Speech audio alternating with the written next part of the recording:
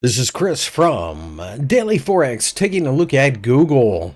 But first, a quick word from our sponsor. This video is brought to you by Hola Prime, the industry's first prop firm offering 1-hour payouts. Look for a link in the description below. Google initially did gap lower to kick off the trading session on Tuesday, but then filled that gap and actually rose above the place we jumped off from, only to turn around and fail again. This is the inherent weakness that we see in the market at the moment, although, quite frankly, I don't think that the stock market's on the verge of something ugly. I just think we're in the middle of a pullback. We just don't have enough momentum to send it higher. That's fine, and Google, of course, will be a major component of the market move higher or lower, for that matter, as there are a lot of bets being placed on artificial intelligence. And of course, Google is a huge winner in that part of the world at the moment. That being said, artificial intelligence is not as profitable as people had originally thought.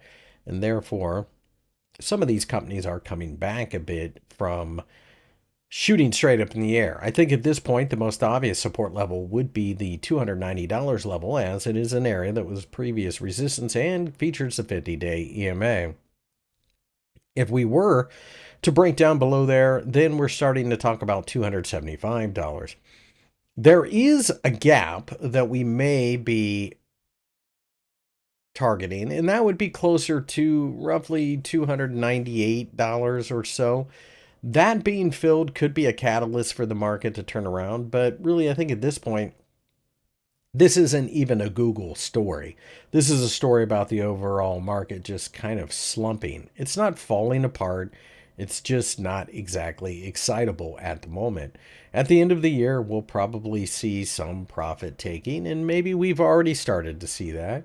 But we also will see people jumping in to own the correct names to show their clients, which quite often is known as the Santa Claus rally. There's literally nothing on this chart that tells me that you should be short of Google at this point.